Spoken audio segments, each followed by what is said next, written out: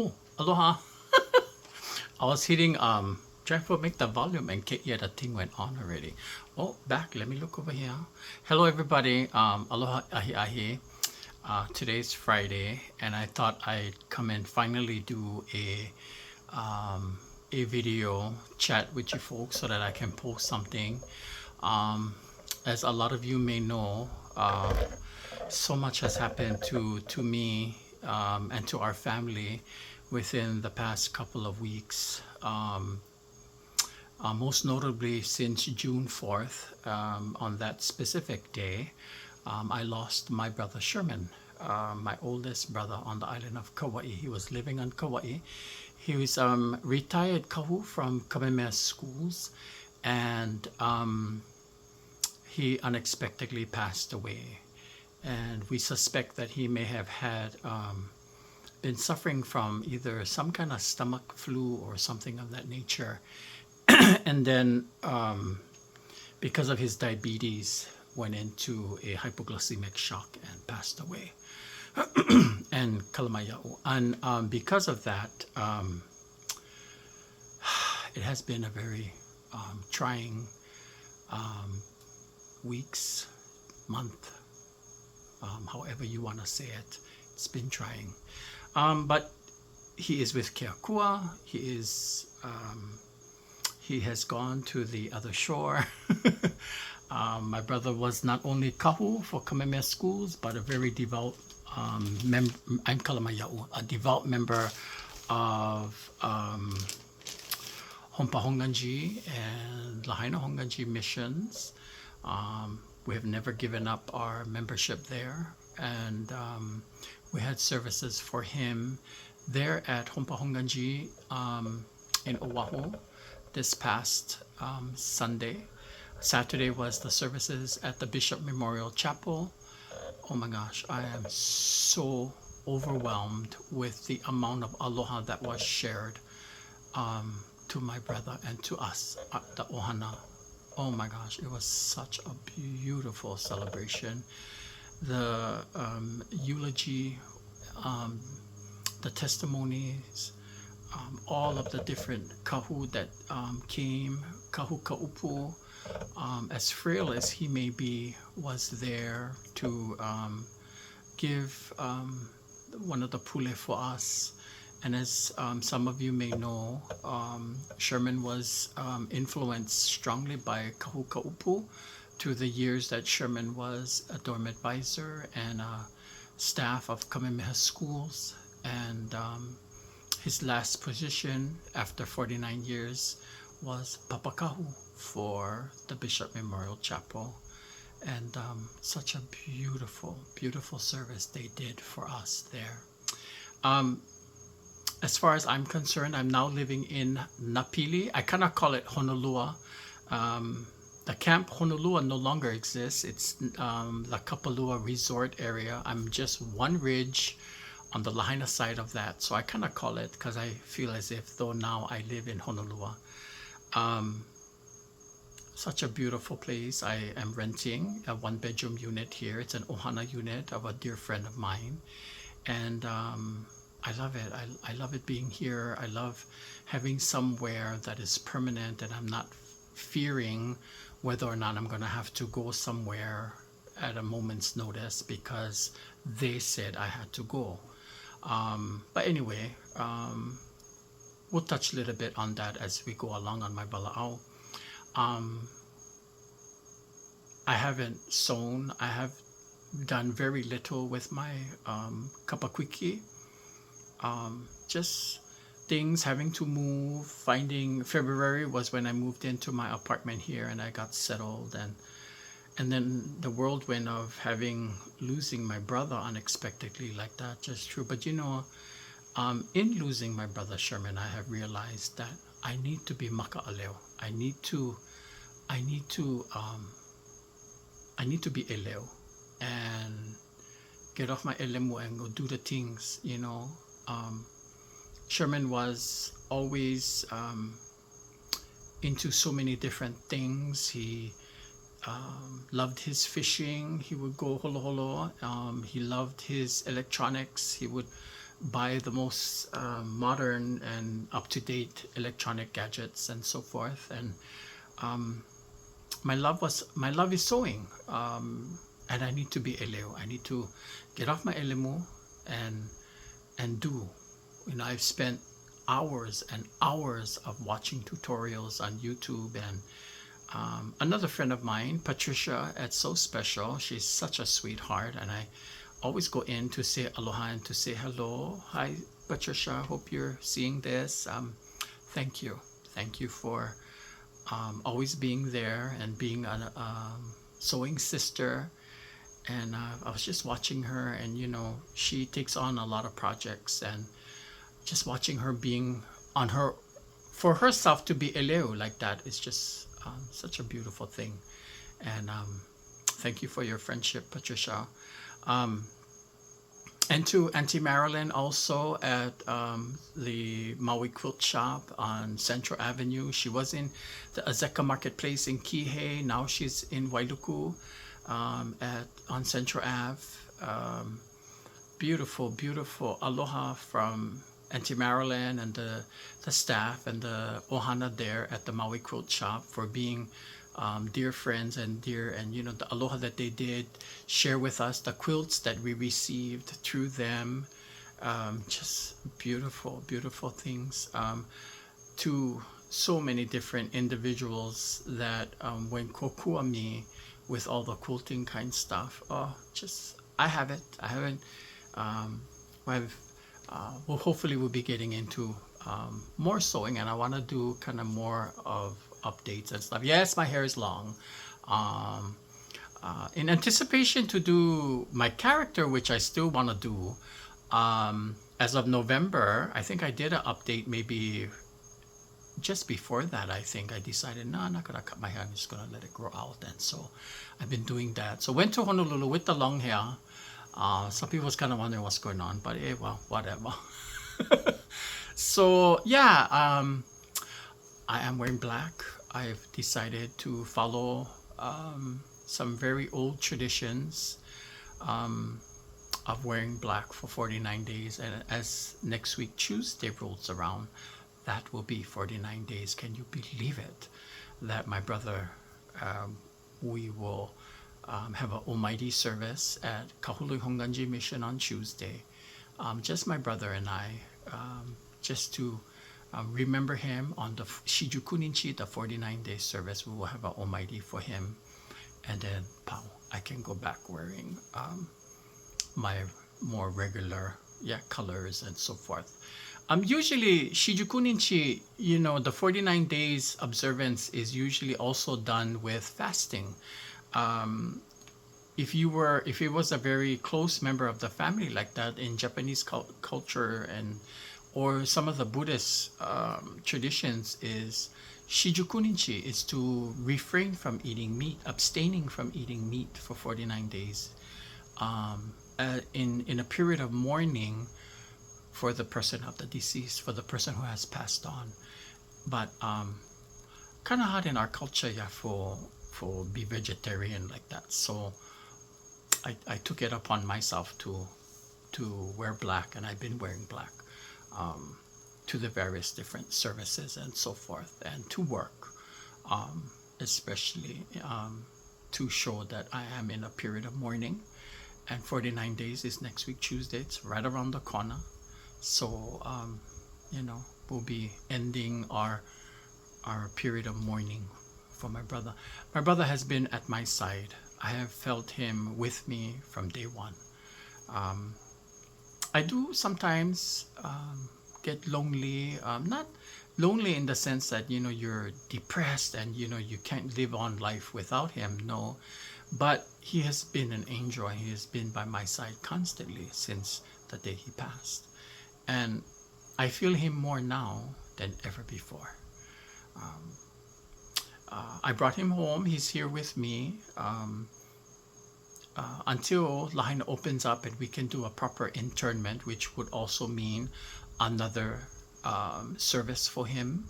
And we'll be notifying our extended ohana as well as our ohana, immediate ohana, and notifying them of the actual. I see I'm touching my face again. You know, I always touch my face, and you're not supposed to be touching your face. Yeah, you know how that goes. But anyway, so yeah, so but you know, um, I got up one morning. I think it was maybe like I left for the services in Oahu on Friday. I want to say maybe it might have been Wednesday or Thursday.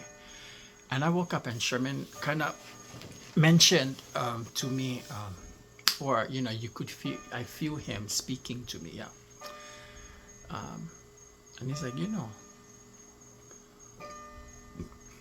enough already, enough watching these videos. Do it, just do it. Gambate and do it, you know. Just put it together and try, you know. Just make. You're gonna be good.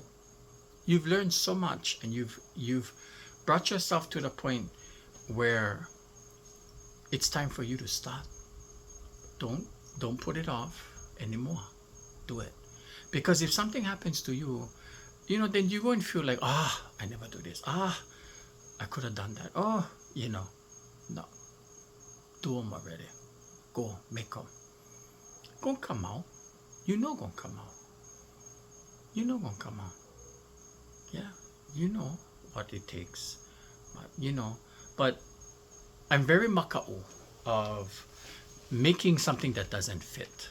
I've always been a larger person, and because of that, fitting is an issue. Yeah, and I've ordered stuff and no come in, and you get kind of deflated. Well, I did order a few things, and you know what? It didn't fit. But then it gave me more motivation, being that that item couldn't fit me, but it gave me more motivation to now make my own, so that, and it was a corset. I ordered a corset online, and I telling you, I ordered it, and it, I don't know, seven extra large, 7X, and it still didn't fit. I mean, I think I had maybe 2-3 inches, I think.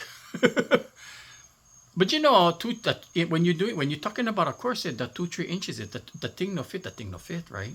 So, but then it kind of boosted me to look at it as motivation now, to take the pattern that I do have and cut it out of muslin first, just to see where your fit is. That's step one. And then you move on to the next, to customize it to fitting you. That's the process of sewing.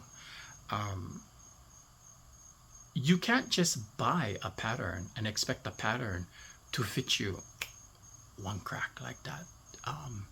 If that does happen, you're very, very lucky. My auntie Ritsuko Hirata, also known in Lahaina as Auntie R. Auntie R was a seamstress. And way back when, I took a friend of mine to go see her, because to go make one mumu'u. And this wahine, this very, very dear friend, was big momona, you know. And when I say momona, I'm not teasing, yeah. You know, we don't say momona as the word. That is the proper Hawaiian word for being someone who's big. Oh, momona. But momona is not necessarily bad. It can be used in a bad way, but this is not to that context, right? So, you know, she's momona. And because of being momona, my auntie said, you know, you go bring one sheet, yeah, so that I can go fit her. Because I don't like cut that fabric, and the fabric, you know, I cut them wrong and then no fit. Yeah, so you go bring one old sheet, yeah, Danny boy, and you go bring one old sheet, and then Auntie R go fit her with the sheet first. And once I know that the thing going okay, the arm and everything all good, then I'm gonna cut the fabric. From that, I'm gonna make pattern. So you go to Kenya, you go bring. So that's what we did. And now it's like Auntie R says, you know what to do, Dad, you know? So getting there. Please support La Pro Tahiti. That is Sharon, my former roommate. We're no longer living together because of the fire and circumstances. He's living with his brother, Mark. Pamat, and they're down in Kahana. So go look for him. You can find him on my Facebook and my Instagram on social media. Please support him. He's selling jewelry. He's making Tahitian pearls. He makes some beautiful things. So if you're looking for birthday gifts, if you're looking for special items, if you have extra kala, you know, that you want to just buy a beautiful Tahitian pearl. Maybe that's your dream of having something Tahitian pearls or something of that nature. Go check him out, Sharan Pamat. Give him a call, 214-0641. Yeah, go check him out, and then he'll give you his handles for Instagram. But his business is La Pro Tahiti, so if you go look around for him, he's on my Facebook and on Instagram, social media. So go look for him. I've been fooling around, practicing. I did some makeup dry runs to see, you know, what it would be. And I was watching again. I watched several episodes of The Gilded Age. For those of you, I'm obsessed with The Gilded Age. I cannot wait till The Gilded Age comes out again. And the fashion, and I mean, you know, the period of The Gilded Age is during the late 1860s and the early 1870s. And the Gilded Age was when the Vanderbilts and the Astors and those illustrious families that became very, very wealthy and became the Gilded. Yeah,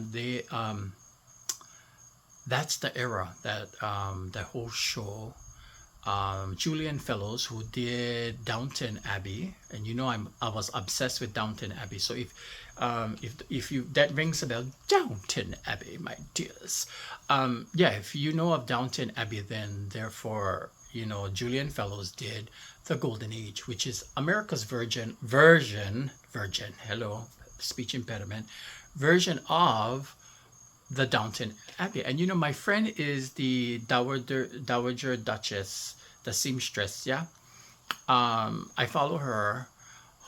She does a beautiful mimicry, monomane, yeah, of which is imitation. She impersonates Dame Maggie Smith doing Violet Crawley of the Downton Abbey family. So, and she does a really good job, and that is my inspiration to continue on and to create these beautiful things so that I too may dress and come forth to you in camera and be the Victorian lady. I will be the Duchess of the Sandwich Islands, but I've been left here since the time of Liliu. So yes, I do have a character that wishes to come out, and she's sort of appearing before you now.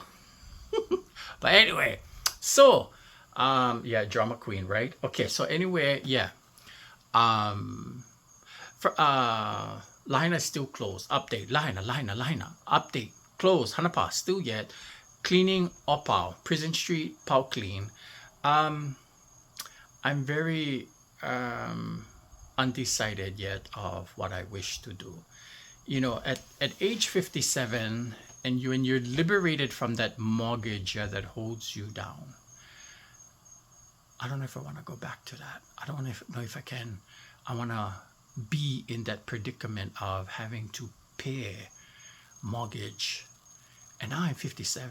Do I want to go in another 30-year mortgage? I'm going to be 87 when I time bloody thing pay. Okay? No, I don't know. I don't think so. But anyway, that's where I'm at, thinking about it. Still yet. I don't know. I don't know if I want to go into that. And you know, if you don't have a mortgage, you don't know what the feeling is to have that over your head. Yeah? To have that cross on your shoulder. You don't know what it is. Go try. Hard. It's very hard to have that kind of weight upon you constantly. Yeah. And you know, I was renting to, Sharon, and I was renting to other individuals who were staying at the Hale. But you gotta make that payment. They're paying you so that you can make the payment, but you gotta make sure. Now, if you come short because lack of hours at work, because we all work hotel, we all do that kind of stuff. So if you lack of hours at the hotel, how you gonna pay the mortgage? And right now, because of the fire, we're on that kind of verge. This past week, we had a group come into the Hyatt. So we were running at 96%, 95%. And as of Tuesday next week, the group leaves. And when that group checks out, we're going back down to 30%. And oh, by the way, because I'm number 4 on the schedule, I'm kind of okay. But yes, it's still a worry. What if it gets worse than that? What if we're eliminated? What am I going to do? How am I going to pay that mortgage? And then what? I'm going to lose the property completely because I went into another 30-year mortgage. I don't know if I want to get into that, and that's where I'm at. Honestly, that's where I'm at. So I don't know. I want to show you folks how to do Hawaiian quilting. I want to show you folks my journey on my sewing. We see how that goes. I think I'm gonna film myself doing maybe some sewing and then do voiceovers. That seems to be a little bit so that I can commentate what I'm possibly doing or what I'm, blah blah blah. And then once I can get that, then I can start posting my journey regarding that. I think the first one going to be my corset. I did have to adjust the pattern according to the directions so that it's the closest to your fit according to the measurements that you have. So I've already drawn that out. So I actually have the drawing out. Maybe next time, maybe in next couple of days or whatever, if I have some time, I'll bring out the pattern. At least I'll give you kind of like a show of what I have already, not drafted, but copied the pattern off of what is actually the pattern, and I can show you what I have. And then gonna move on. You need to have your slip underpinnings, because in Victorian wear a bustle is needed. You need petticoats, you need all kinds of stuff in order for you to create the silhouette that is that era. If you don't have the proper underneath, it ain't gonna look, it's gonna look like a costume. You're just throwing on the lole, or you're just throwing on the dress, and then more autocorrect crinolines, or you don't have all the underneath. If you don't have the proper underneath, it's not gonna work. And Lili'u and all of our ali'i and the people of Hawaii during those era, they may not have worn it 24/7, but when they wanted to dress up and went to a ball or went to a very fancy dinner or something, or went as a guest to somebody's house to go have dinner, you best believe that they put on the corset. You best believe that they put on all the bustles and all that kind of stuff, because that was fashion. And so they had the kind lole, I do tend to stick to the early bustle period. So if you do some fashion history, you'll find out that the bustle era came and went. So you went from the hoop skirts of the Civil War era, and then it went into the early bustle era, which was the 1870s, 1870s, maybe 1880s. And then from there, it went into what was known as the natural form era. The bustle kind of shrank, and then they just had kind of like a smaller rump. Small, a little bit elemu kind area. And it kind of a little bit flow a little bit. And then the bustle came back, made a comeback, When the bustle came back, came more big. And I don't know, I'm not too much of a fan of that, because when you talk about a big bustle, that sucker is huge. And I mean, that's where the back came like this, and you actually had a shelf that went, over the elemo. And that was all wire, that's what it was. Boning, all that kind of stuff. So, but, and then I kind of like the Victorian I don't want to say. Well, see, the second bustle era did include um, the early part of Queen Victoria reigns for so long. The Victorian era saw fashion change drastically at least three separate times. And because of that, you have early bustle, no bustle, went back to the bustle, and then Hemora bustle again. And when they did Hemora bustle on the second time around, it went from there, Victorian late, it went into the Edwardian era. And then from the Edwardian era, it went into modern day. Yeah. So that's how history of fashion. Yeah. Um, my cousin Agnes Teraugi Allah, Maui High School teacher, taught AP, wrote a beautiful book. Next time I come on, I'm going to have the book ready and I'm going to show you guys the book. She is in the process. She had it printed several times and then she sold all her copies. So right now, she doesn't have copies readily available. But I think she's striking a deal with a local entity to reprint her books because there's definitely an interest. People are asking about it. And they're going to reprint her books and they're going to have them for sale. And once that agreement is reached and stuff, then I can say right now I'm not privileged because she's in negotiations for those kind of things. But nonetheless, beautiful, all the beautiful pictures. And she has an extensive collection of holoku. My cousin Agnes, beautiful. And she's very knowledgeable, very knowledgeable of fashion history. The history of the Ali'i, she'll tell you, she knows about them. She's researched them, made many visits to the archives in Honolulu, Bishop Museum, in preparation for the printing of this book. And Maikai, she's just akamai oya. And people sometimes pass her off because she kepani. So, she's danced for Kahai Tapolinsky. She's danced for she started off hula at a very young age with Auntie Emma Shop, and she took hula from Auntie Emma when Auntie Emma would go Wailuku for go teach. She was taking Auntie Emma for Auntie Emma back in those days when Auntie Emma would go from Lahaina go teach hula in Wailuku. Her name Mililane comes from Auntie Emma. So, and she went uniki with Auntie Emma, my cousin Agnes. She's a beautiful dancer. But anyway, so yes, love you, cousin Agnes. But anywho, yeah, so I do vala'a with her. My sister Konia, who lives in Seattle, is very akamai oya on history, fashion, wonderful needle artisan. She does knitting. She does. She used to do embroidery work. She would purchase I think she's gone through several different embroidery machines to create. She also is a proficient smocker.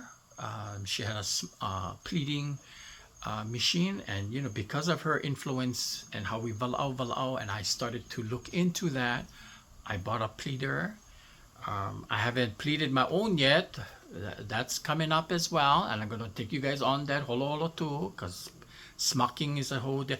And these things were practiced here in Hawaii once upon a time.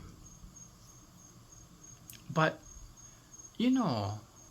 if your kupuna no share with you these hanalima to sew those kind of things, you lose them. So I encourage you folks, if you know somebody who know how to crochet, go ask.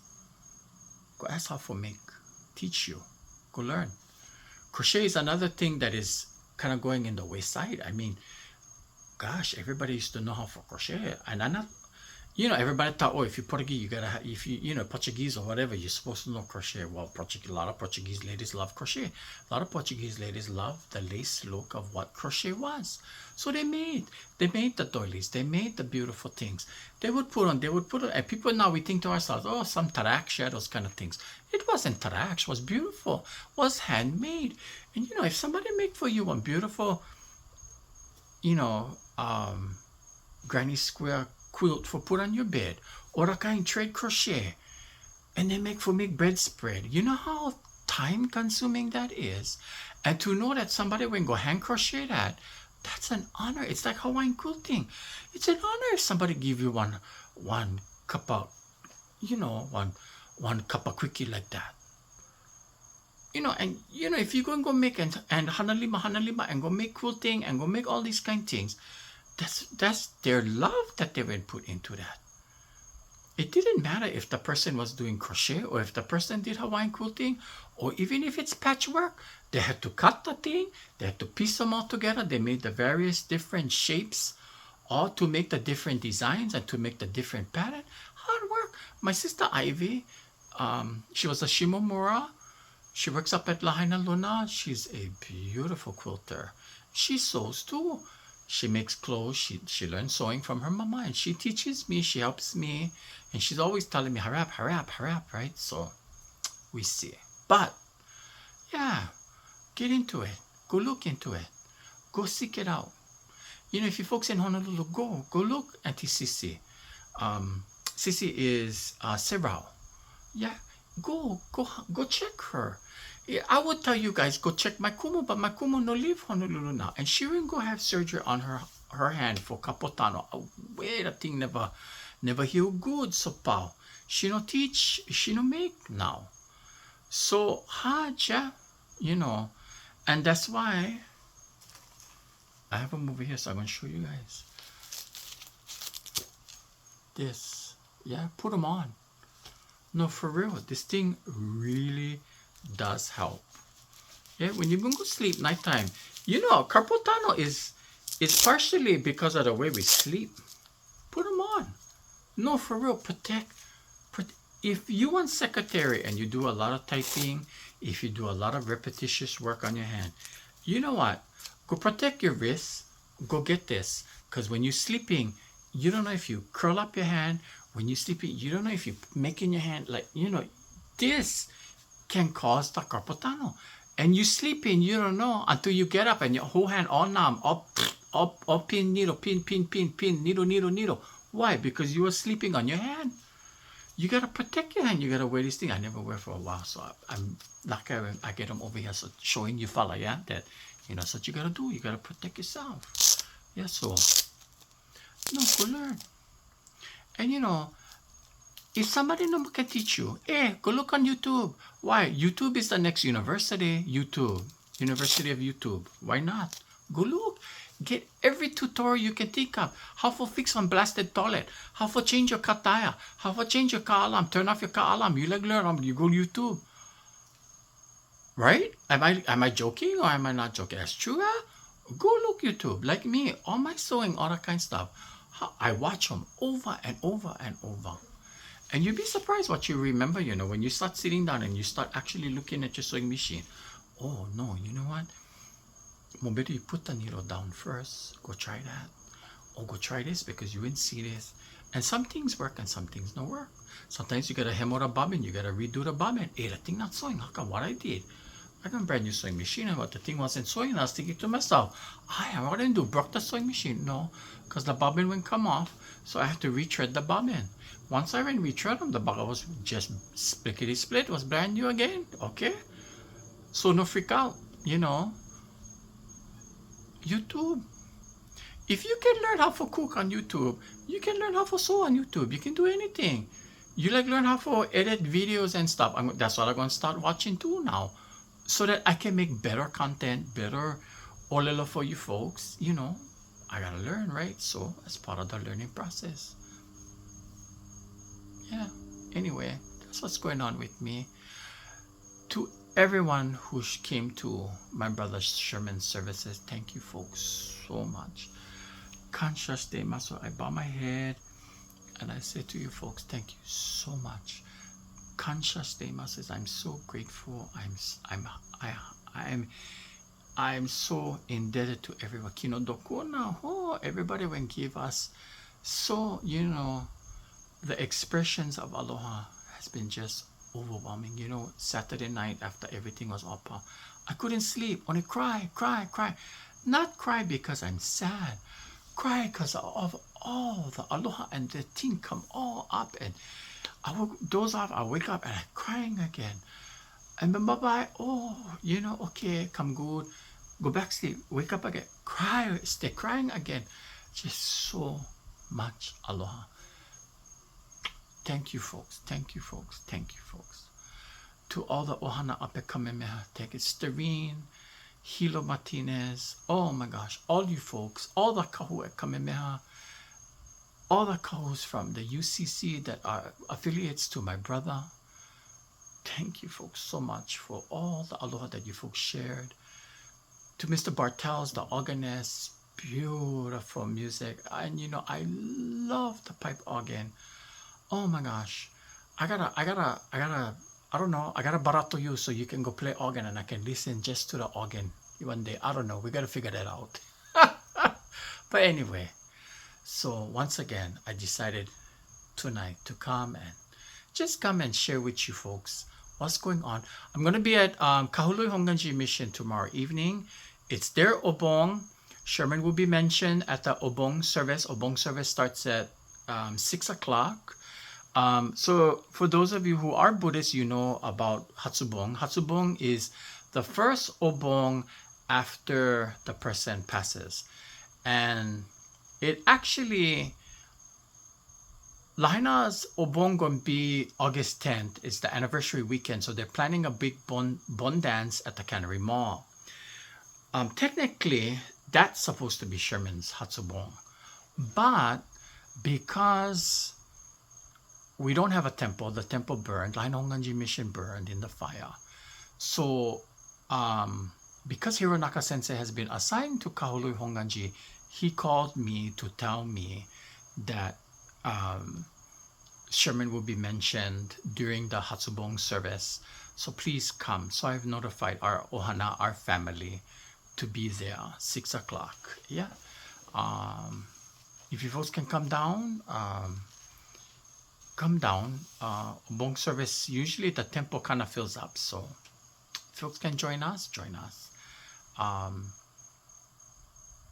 If not, at least come for the bon dance. I'll be there. I'll be drumming and hitting.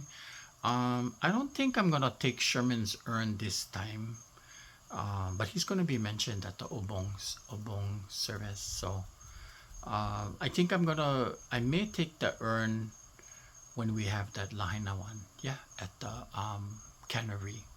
Put him in the middle with us, as the bon dance boys, the bon dance drummers, who put him with us and have him with us. So. But anyway, you folks have a beautiful evening. It's almost 8:30. Been talking about 40 minutes already. Yeah? Vala'au. I'm good at that. But anyway, I love you folks. Take care. Malama yourselves. COVID is kind of huli again. So please take care. I got to go get one more booster, I think. It's been a while since I had one. I got to go look my card. But yeah, take care of yourselves. If you folks are diabetic, yeah, I am. Although I'm not insulin dependent, my brother Sherman was. Please be careful. Please, I beseech you. I beg you. I cannot stress to you the importance of making sure that your diabetes is in check. Go check your blood. Make sure your sugar levels are okay. Test yourself regularly. Go see your doctors. If you folks in Maui and you folks are part of Maui Medical Group, go see Rose Ferranda. She's really good. She'll help you guys, with the stuff. Go. Make sure that you guys take care of you guys selves. Yeah. Nobody can do them for you. You gotta do them for yourself. Yeah. So, malama kokino. Yeah.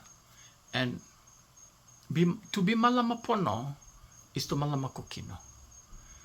Ikikahi, yeah. And malama i ke kahi. Aloha i ke kahi. We need to love one another. And malama i ke kahi. Yeah, hike. You know, we have to take care of one another. And this is me trying to take care of you folks. Yeah. Take care. Take care. Watch out. You know. I mean, we all like eat that. You know, we all, you know, we like eat. We like have a mea ono. You know. Oishi no ga aru ke. Tabetai no toki mo aru. You know, when you like eat, you like eat. So go eat. But you know, you gotta watch out. Yeah, watch out. Yeah, お医者さんが言ったらもう言うこと聞かなきゃいけない。お医者さんの話が。You know, you have to listen to the doctor and go. Yeah, no make po pakiki. You know. But anyway. And yeah, you know, we're throwing all kind, you know, olelo out there. I speak Japanese. You know, but Japanese tends to be the old-fashioned kind of way. But oh well, yeah, it is what it is. But yeah, so if you folks have found this vala'au, go look out, go look what, you know, go think what you like to. Go look, quilting, stuff. I don't know, leave comments. I'm gonna read comments. You guys want to do Hawaiian quilting? We do them. Yeah. I don't consider myself an authority, or I don't consider myself a kumu. I don't draw very good, but you know, on Pauhana years, you know, if you go on the PBS website and you go look for Auntie Debbie Kakalia, and I refer to Auntie Debbie as my kumu, and because Nalani was my kumu, yeah, Nalani Gord, who is Auntie Debbie's mo'opuna now. Auntie Debbie says that she didn't know how to draw when she first started. She had a hard time draw. And she taught herself how to draw. And then she was a celebrated, recognized kapakwiki kumu. Hundreds of quilts she made. Unbelievable. And yet in the very beginnings, she didn't know how to draw. She says that on the interview on Pauhana Years, that she didn't know how to draw. So she relied on pattern. Get plenty pattern out there, people. Can make smocking too. Yeah, get patterns to go and learn. Get videos all over the internet to learn how to smock. Yeah, it's just the patience to do the hanalima, to do those kind of things. You can learn on the internet how to crochet. When you start off and you're doing single crochet, double crochet, and all that back post, front post, all of that kind of stuff, you think gonna come nice? No. Take a while for you get the tension. You know what I mean? Because if you had no ma'a to make that tension, no come out. Even when you do kapakwiki, and you still learn the kavili, the overturn applique, the kavili. You know, you try to make small, yeah?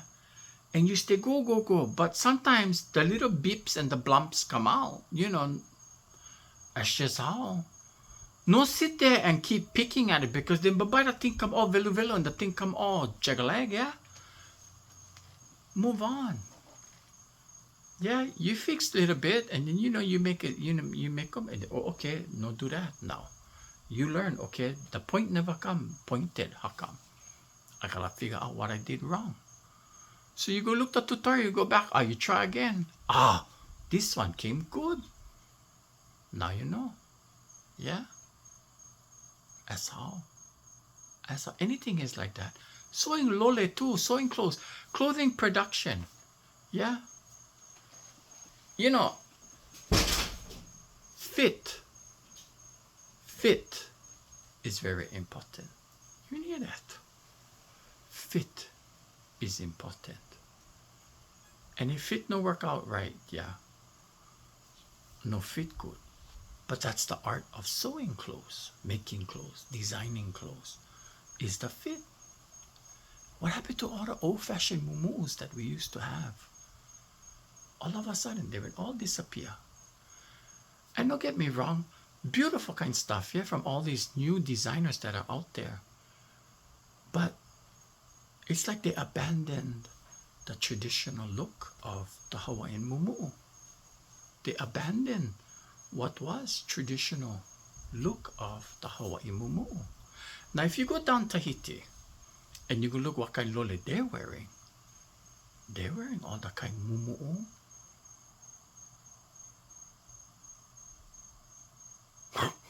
They do. And look pretty. Very reminiscent of the yesteryear. Yeah. I'm not knocking what Manaola and all of these beautiful designers are doing today, but that's not our traditional mumu'u. What happened to all that? Macy's, you could walk into Macy's and you could go look for one nice mumu'u. No more now. And you know, companies like Beremu is still around. I just saw Auntie Lola at Sherman's Hompa Honganji. I introduced myself to her. I've admired her and her dedication to the beautiful choral music at Kawaihau Church. And then she also conducts music for the Hompa Honganji choir festivals.